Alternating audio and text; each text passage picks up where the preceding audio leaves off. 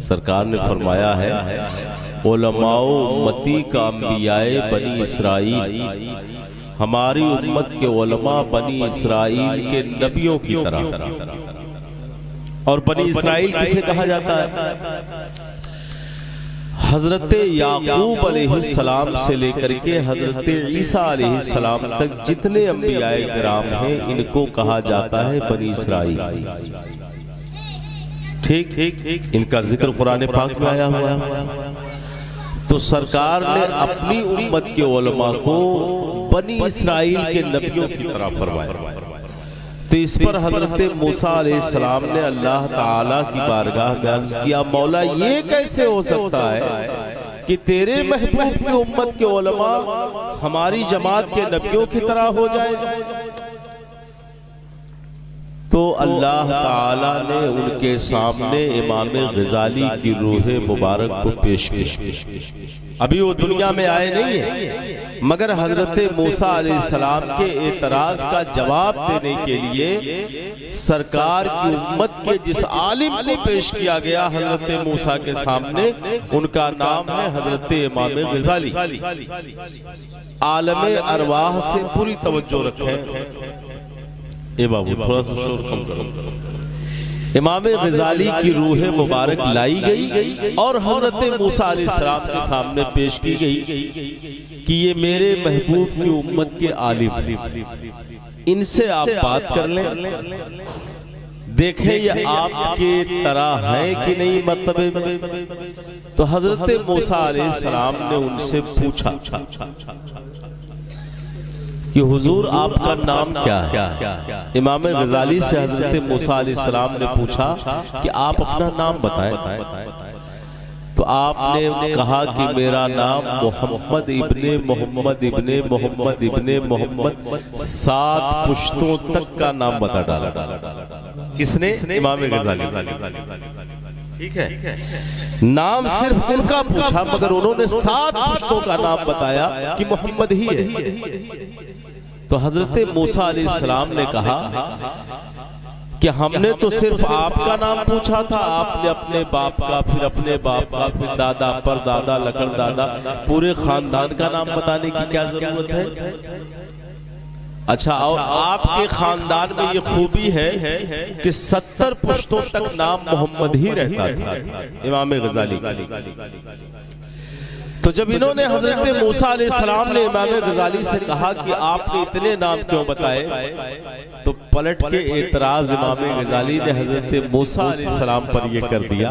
जरा मकाम देखें, कंपैरिजन, एक मुकाबला हो रहा था कि आखिर इनकी जो क्वालिटी है और इनकी जो अजमत, इनके पास जो इल्म है, वो ये देखना है कि वो हमारे नबियों की तरह है कि नहीं। तो हजरत इमाम गजाली ने पलट के उनसे सवाल किया कि अल्लाह के कलीम, आपका मर्तबा तो बहुत बड़ा है, आप अल्लाह के नबी हैं, हम नबी तो नहीं है, हम नबी आखिर ज़मा के उम्मती हैं। लेकिन हमारा यह सवाल आपसे है कि जब अल्लाह ने आपसे पूछा था, कुरान में आयत मौजूद है, अल्लाह ताला ने पूछा था, माँ दिल का बेयमीन का या मूसा, ऐ मूसा तुम्हारे दाहिने हाथ में क्या है?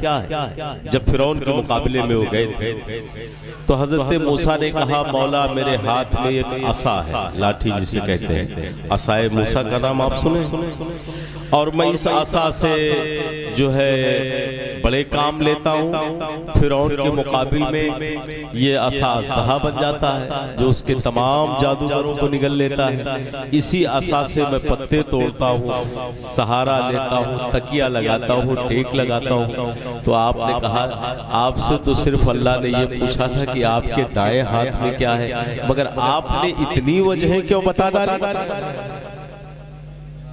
अगर एतराज हम पर है कि हमने अपना नाम, अपने नाम के बजाय खानदानों के नाम बताए, तो आपको तो सिर्फ ये कहना था कि हमारे हाथ में सिर्फ असा है। ये बताने की क्या जरूरत थी, ये असा है, मैं इससे ये काम करता हूँ, ये काम करता हूँ, ये काम करता हूँ। तो आपकी बात भी तो अल्लाह की बारगाह में एक लग़्व बात हो रही है कि सवाल एक है, जवाब इतने क्यों दिए जा रहे हैं। तो मैंने भी अगर एक सवाल के जवाब में अपने 7 खानदानों के नाम बताए तो मेरा क्या कुछ। तो हजरत मूसा अलैहिस्सलाम ने कहा, मौला यकीनन तेरी उम्मत के उलमा बड़ा दिमाग रखते हैं। जो उल्टे हमारे सवाल में हम ही को फंसा देते। ये मकाम इमाम गजाली का है। मैं आपको बता रहा हूँ, अल्लाह तौफीक दे, उनकी एक किताब है मिनहाजुल आबिदीन, वो हिंदी में भी मिलती है, उसको पढ़ें, सब पढ़ें। जो उर्दू न जानते हो हिंदी में मंगा के पढ़ लें मिनहाजुल आबिदीन। वो किताब पढ़ने के बाद इंसान को अपनी जिंदगी का रुख किस तरफ चलाना है वो मुतय्यन हो जाता है। आपने लिख डाला है उस किताब में कि हमें जिंदगी कैसे गुजारनी है और हमें करना क्या है। बड़ी प्यारी किताब है, मदरसों में पढ़ाई जाती है, बड़े बड़े मदरसों में। मिनहाजुल आबिदीन नाम है किताब का। तो इमाम गजाली बड़े अजीम आलिम थे, इन्हीं की बात याद आ रही है। इमाम गजाली के एक छोटे भाई हैं, उनका हामिद गजाली रहने वाले इराक के हैं। आपने करीब 20 सालों तक बैतुल मुक़द्दस में बैठ करके इल्मे दीन मुस्तफ़ा की खिदमत, बड़ी कुर्बानियां हैं दीन को फैलाने, और दोनों अल्लाह की बारगाह में बड़े ऊंचे मर्तबे पर फाइज थे। और इनकी जो माँ थी वो वली कामिला। जाहिर सी बात है कि औलादें जब अजीम होती हैं तो उनकी माँ और बापों का भी बड़ा अजीम रोल हुआ था। तो इनके जो छोटे भाई थे वो बड़े भाई के पीछे नमाज नहीं पढ़ते थे, मस्जिद में जाते थे, नियत बांधते थे और भाग के चले आते थे। इमाम गजाली ने अपनी माँ से शिकायत की कि अम्मी जान, पूरी दुनिया मेरे पीछे नमाज पढ़ती है, मेरा भाई मेरी मुखालफत करता है, मेरे पीछे नमाज नहीं पढ़ता, मेरे पीछे नमाज ये नहीं पढ़ता है। तो अम्मी ने बुलाया दोनों लोग, कहा बेटा हामिद तुम क्यों नहीं नमाज पढ़ते हो गजाली के पीछे? कहा अम्मी जान, जब मैं नियत बांधता हूँ तो इसका ध्यान जो है, हम कहते हैं कि पीछे इस इमाम के, तो भाई जब नियत बांधता है तो कभी दुकान पर पहुँचता है, कभी बाजार में ये लाना है वो लाना है, ये तमाम तरह के ख्यालात हैं। तो मैं इमाम के साथ हूँ, हर जगह मुझे भी जाना पड़ता है, इसलिए इसीलिए मैं नहीं पढ़ता। ये होता नमाज में है मगर ख्यालात हर जगह रहते हैं।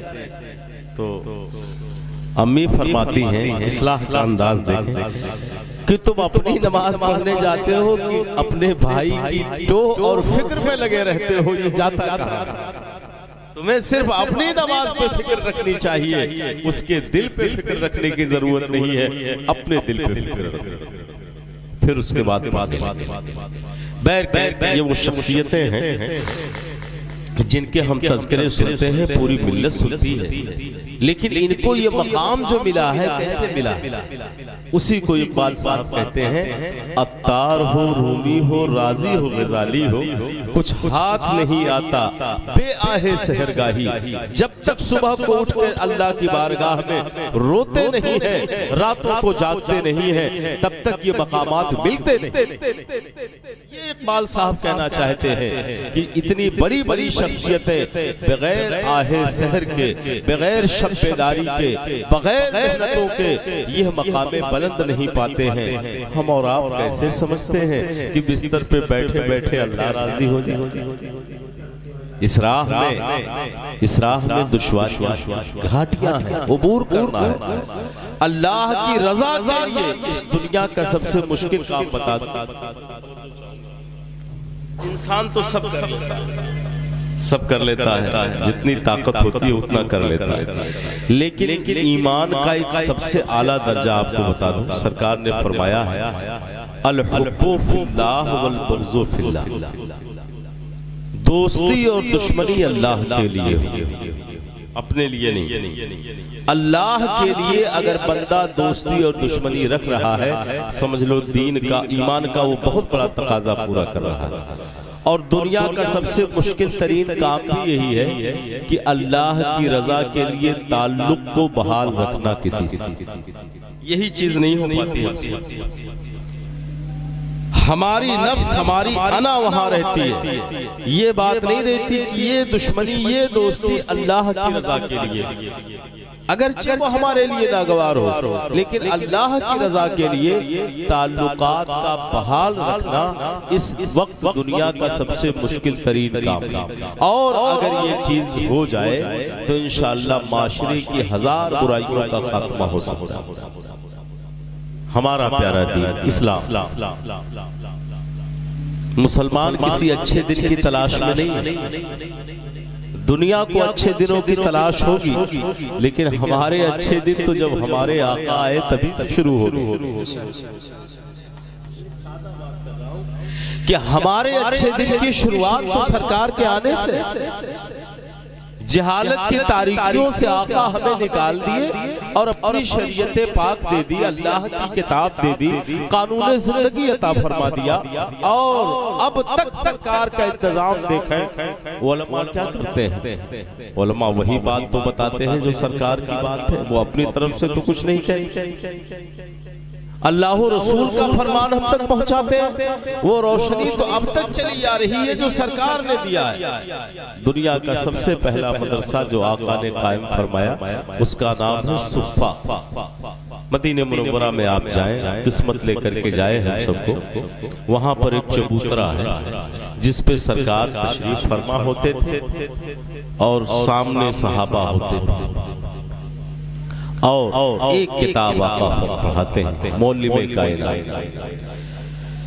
मगर सरकार दो जहां सल्लल्लाहु अलैहि वसल्लम ने उस एक किताब को पढ़ा करके जमाने के लिए आफताब व महताब दे दी। ये कौन है?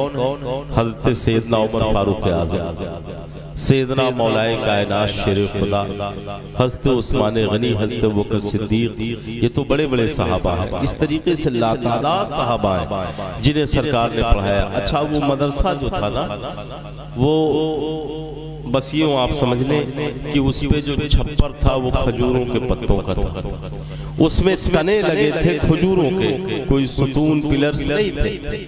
मगर सरकार ने पढ़ाया और पढ़ करके जमाने में इल्म मुस्तफा की रोशनी लोगों ने बिखेर दी।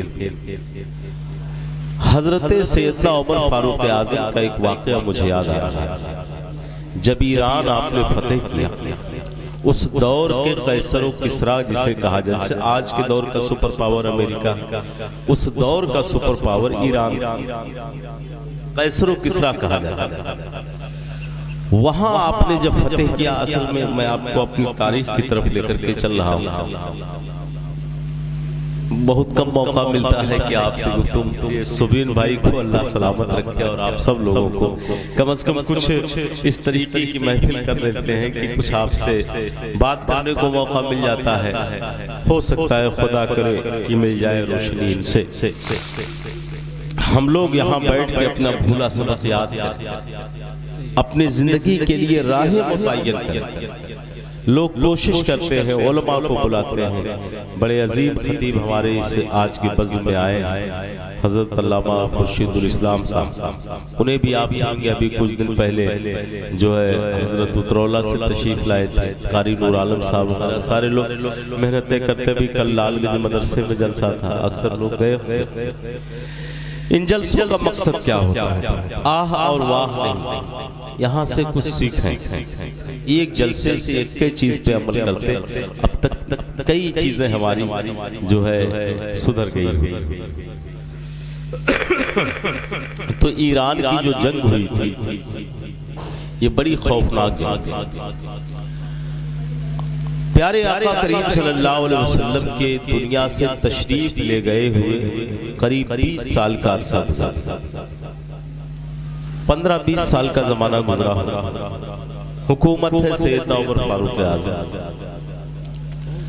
मुल्क ईरान के महाज पे लश्कर इस्लाम को आपने मुतय्यन फरमाया और वो बड़ी ताकत थी। पूरी दुनिया के ईसाई यहूदी वहां इकट्ठे हो गए। तो एक अजीब सिचुएशन पैदा हो गई वहां कि हजरत ज़ैद बिन हारिसा ये इस्लामी लश्कर के कमांडर इन चीफ सिपह सालार। तो जहां जंग हो रही थी, बीच में एक दरिया उस पार जाना था। लश्कर इस्लाम उस पार गया, महीनों जंग चलती रही। तो इन लोगों ने बड़ी अय्यारी से क्या किया कि जो ब्रिज बना हुआ था, पुल था, उसे काट दिया, तोड़ दिया, ताकि ये लोग वापस न हो सके। और वहां पर एक सिचुएशन जानते हैं क्या आई? इकबाल साहब ने क्या कहा है कि तू मुसलमान है तो तकदीर है तदबीर तेरी, तू मुसलमान है तो तकदीर है तदबीर तेरी। यानी तकदीर तुम्हारी ये नहीं है कि हाथ पे हाथ बैठ करके किसी ताईद गैबी का इंतजार करो, तदबीर अपनाओ, यही तुम्हारी तकदीर। मैं जरा इकबाल साहब का बहुत ज्यादा स्टडी करता हूँ और उनकी फिक्र से मुतासिर रहता हूँ। जो आज 100 साल पहले कौम को बता के गए, वो आज सामने 100% नजर आ रही। तो हुआ ये कि जब लश्कर इस्लाम वहां गया तो उन लोगों ने, ईरानियों ने हाथियों का लश्कर लाया था, वो सब हाथियों पे। अब अरब के जो घोड़े थे, इन्होंने उस जानवर को पहली बार देखा था, तो घोड़े बिलखने लगे हाथियों को देख करके। अब लश्कर इस्लाम के पैर ठहर नहीं पाए और नतीजे में बहुत से सहाबा की शहादत हो गई। खबर मिली सैयदना उमर फारूक आज़म को कि ऐसी सिचुएशन हुई, मुसलमान वहां शहीद हो गए काफी। फौरन आपने सहाबा की मजलिस से शोरा मीटिंग बुलाई। देखिए आज हमारे मजहबी उमूर के लिए कोई मीटिंग नहीं होती, कोई मशवरा नहीं होता। हमारी पसपाई का सबसे बड़ा सबब ये है कि कम अज कम हम जहां रहे, जितने में रहे, मुत्तहिद तो रहे और अपने किसी भी मामले के लिए आपस में बैठ करके मशवरा करें, राह निकालें। हो सकता है अल्लाह ने तबीयतें सबकी मुख्तलिफ रखी है, कोई बेहतरीन मशवरा हमारी जिंदगी को बदल दे, हमारे हालात को बदल दे। आपने देखिए मशवरा अल्लाह की सुन्नत है। हजरत आदम को बनाना हुआ तो अल्लाह ने फरिश्तों से मशवरा लिया, उसे मशवरे की क्या जरूरत है? समझ रहे हैं? वही क़ुलना लिल मलाइकति इसजुदू इन्नी जाइलुन फिल अर्दि खलीफा। ये आयात बताती है कि अल्लाह फरिश्तों से मशवरा ले और हमारे आका सहाबा से मशवरा लेते थे। जब भी कोई मामला होता था सहाबा को बुलाया जाता, सरकार पूछते थे बताओ क्या किया जाए। यहाँ छोटे बड़े का सवाल नहीं है, मशवरे में अल्लाह ने बरकत रखी। मिल करके रहे, आपस के मामलात खुद तय कर लिया गया। तो हज़रत सैयदना उमर फारूक आज़म ने सहाबा को बुलाया, कहा कि इस शिकस्त से हमें इबरत क्या लेना है और कैसी राह हमें अपनानी है जिससे हम कामयाब हैं। तो आपने हजरत साद बिन अबी वक्कास को वहां का मतलब वो सिपे सालार बनाया और उनके साथ जो लश्कर भेजा, तो उन्होंने कहा हुजूर एक काम करते हैं कि हम जो घोड़े हैं हमारे जंगी जानवर, उनको नकाब पहना, यही है तदबीर। जब घोड़ों को आपने नकाब पहना दिया और उसके बाद जब उस महाज पे गए, तो जैसे घोड़े हाथियों को देख के बिदक रहे थे, अब हाथी घोड़ों को देख के बिदक। जंग का नक्शा बदल गया और एक हिकमत सहाबा की काम कर गई। और उसके बाद जो पुल था उस पे आपने लश्कर इस्लाम की 2 टुकड़ियों को मुतय्यन कर दिया कि देखो पुल कोई तोड़ने ना पाए, ताकि हमारा बचने का रास्ता तो महफूज रहे। उसके बाद क्या हुआ, ईरानी शिकस्त खाए और अल्लाह ने वो फतेह मुबीन अता फरमाई, वो फतेह मुबीन अता फरमाई।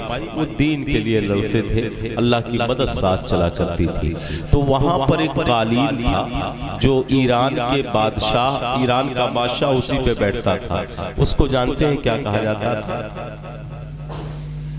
उस कालीन पे अगर कोई बैठ जाए तो अपने आप को दुनिया में बताता फिरता था कि हम जो है उस कालीन पे बैठ गए। उस दौर में उस कालीन, उसका नाम अच्छा ही था, मेरे जहन से निकल गया कि जिस कालीन पे वहां का बादशाह बैठता था, किसी को बैठना मिल जाए तो अपने आप को बड़ा वो फख्र के साथ कहता था। तो हुआ ये वो कालीन वहां से लाया गया मदीने मुनव्वरा।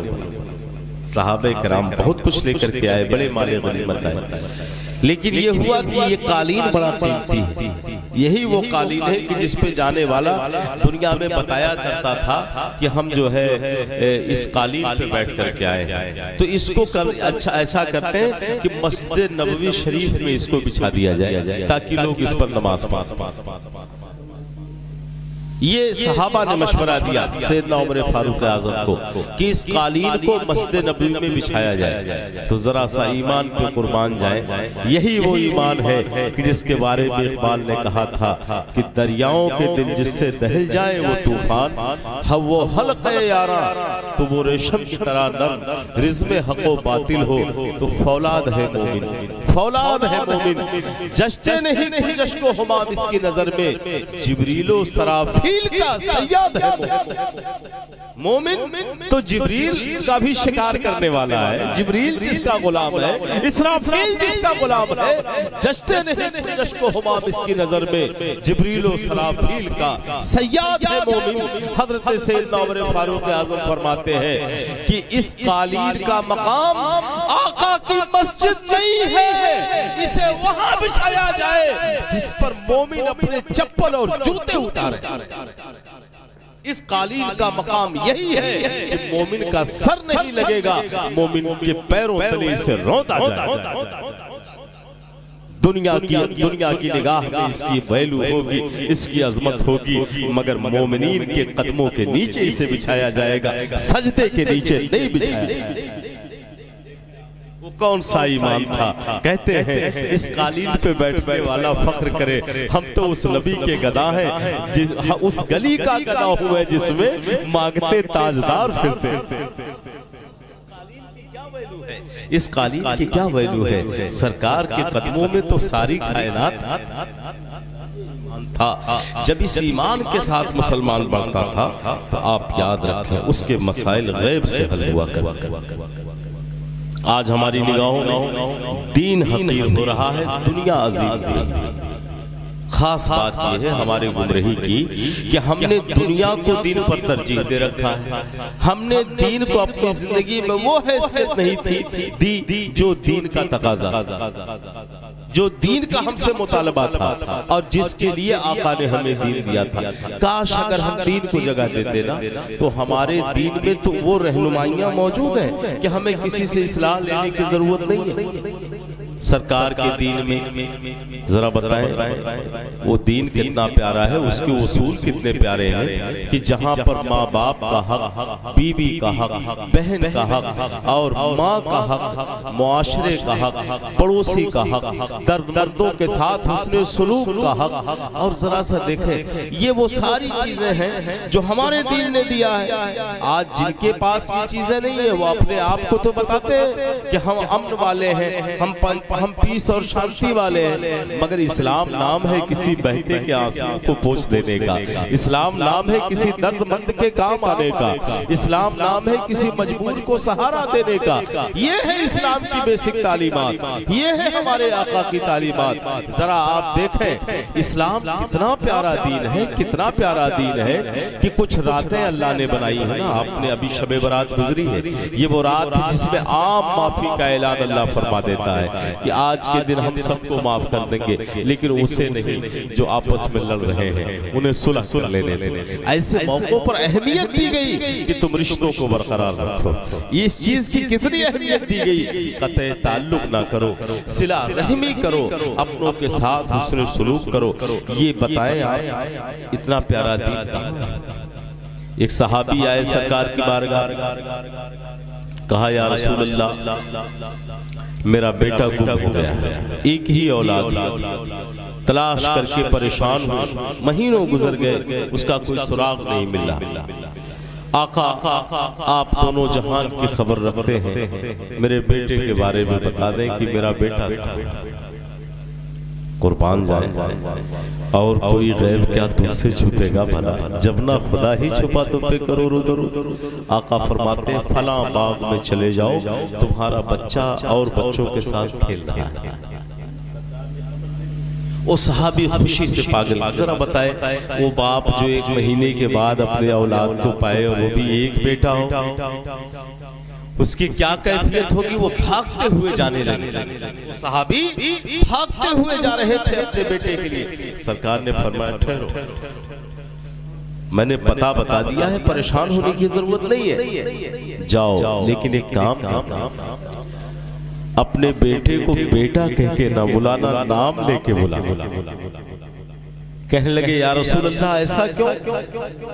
आका फरमाते हैं कि चूंकि 1 महीने के बाद तुम्हारा बेटा तुम्हें मिलेगा और इस वक्त अगर तुम उसको बेटा कह के पुकारोगे तो तुम्हारे लहजे में बला का सोज होगा, बला का दर्द होगा और एक जहाने मोहब्बत छुपा होगा और मुमकिन है कि उन्हीं बच्चों में कोई यतीम बच्चा खेल रहा हो जिसका बाप ना हो और तुम्हारे लहजे के दर्द को वो महसूस कर लेगा तो उसका दिल पाश पाश हो जाएगा और नाम लेकर के पुकारोगे तो किसी गरीबो यतीम को दर्द नहीं होगी। जरा देखें आप ये दीन कितना अजीम है कि जहां पर इतनी ज्यादा इज्जत नफ्स का ख्याल रखा गया कि तुम्हारे किसी अमल से किसी दर्दमंद का दर्द न बढ़ जाए, इसलिए वो काम ना कर।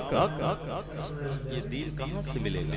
ये इतनी प्यारी तालीमात हमारे आका की है कि गरीब के सामने दौलत का इजहार मत करो, मना किया गया। किसी गरीब के सामने दौलत का इजहार करने से रोका गया। बेवा के सामने अपनी औरत से आप प्यारो मोहब्बत की बातें ना करें और किसी गरीब के ताल्लुक के सामने आप ऐसा ना हो कोई। देखिए ये हमारा दीन है जिसने खुशियों और गमों दोनों की एक बाउंड्री लाइन मुतय्यन की, इसको क्रॉस मत करना, इसको मत फलांगना। मिसाल के तौर पर खुशी की ये गाइडलाइन है कि तुम उतनी ही खुशियां मनाओ कि अगर तुम्हारी खुशी किसी की तकलीफ का सबब बन जाए तो उस खुशी को मनाने से रोका। इसीलिए आप देखें ईद के दिन आपके ऊपर वाजिब है कि अपने मोहल्ले में कोई ऐसा गरीब आदमी हो कि जिसे ईद के लिए जो है तैयारियों की हैसियत कैपेसिटी ना हो तो तुम उसे भी खुशी में शामिल करो। गमों के माहौल भी हमें कहा गया गम भी एक हद तक होना चाहिए। किसी का गम किसी की तकलीफ करबला वालों से बढ़ के नहीं, करबला वालों से बढ़ करके किसी की ना तो तकलीफ हो सकती है ना परेशानी हो सकती है। और इतनी बड़ी बलाओं में रह करके जो आका के दीन को थामे रहे सैयदा ज़ैनब है, हजरत अब्बास नंबरदार है, ये वो शख्सियतें हैं कि जिन्होंने इस मसाइब में रह करके भी आका की शरीयत को हाथ से जाने नहीं दिया। तो उनसे बड़ी तो हमारी तकलीफ नहीं हो सकती। इसीलिए हमें गम के मौके पर हमारे यहाँ मैयतें हो जाती हैं, तकलीफें आती हैं, मगर उन तकलीफों में आपको रोने से नहीं मना किया गया। हमारे अश्क गिरे लेकिन जज़ा और फज़ा से रोके।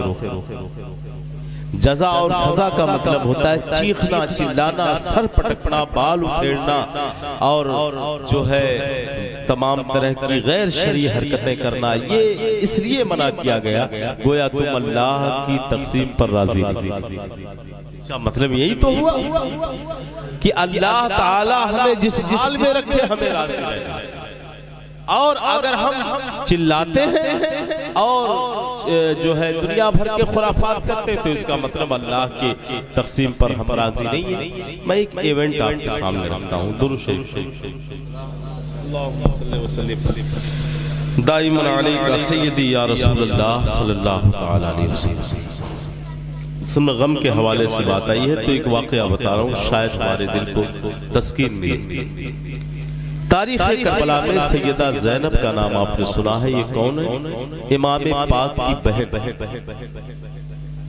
और बड़ी बहन सैयदा ज़ैनब इमाम अली मकाम की बड़ी बहन। किसकी बेटी है? मौला अली की, शेरे खुदा, माँ खातून जन्नत। अब ऐसे आगोशे करम में पलने वाले वो मामूली तो नहीं हो। बेदम वारसी ने क्या कहा था? बेदम यही तो 5 है मकसूदे कायनात, खैरुन निसा हुसैन व हसन मुस्तफा। ये 5 ना हो तो कायनात नहीं हो। सैयदा ज़ैनब तारीख़ करबला में आपने बड़ी हिम्मत से काम किया, बड़ी हिम्मत से। भाई का जनाजा, बेटों का जनाजा, भतीजों का जनाजा, पूरा खानदान, पूरे खानदान की शहादत अपनी खुली आंखों से देखे। 5 आप करम फरमाएं कि मेरी बात आप सुन ले, 10-15 मिनट और गुफ्तगू होगी, इसके बाद मैं राही हो जाऊंगा। जो मैं कह रहा चाह और जो कैफियत आप तक पहुंचाना चाहता हूं उसे आप महसूस करें। सैयदा ज़ैनब दो शख्सियतें हैं करबला की, बड़ी मजलूम शख्सियतें हैं। उनसे ज्यादा सदमे किसी ने न सहे और न सुबह क़यामत तक किसी पर इतने सदमे आ सकते हैं। वो कौन है? सैयदा ज़ैनब है और दूसरे हैं इमाम ज़ैनुल आबिदीन। सैयदा ज़ैनब इमाम पाक की बहन है और इमाम ज़ैनुल आबिदीन ये ताजदारे करबला की नूर नजर है, जो आखिरी निशानी है, जो कि जिनसे नस्ल मुस्तफा का फरोग समझ रहे हैं। उस मरहले में सैयदा पाक ने अपने दो नूर नजर, नाम है औनो मोहम्मद, हंसते हुए इमाम पाक की खिदमत में पेश कर दिया था अपने दो बेटों, यानी इमाम पाक के भांजे। सरकार ने कहा, बहन मैं कैसे इन बच्चों को भेजूं रन में, मुझे शर्मिंदा ना करो, अब्बा के सामने मैं क्या जवाब दूंगा। मौला अली ने पूछ लिया, बेटा हुसैन, बेटी ज़ैनब का गुलशन तेरी निगाहों के सामने उजड़ गया, मैं जवाब क्या दूंगा। तो जरा सा देखें, अली का खून और ज़हरा का दूध।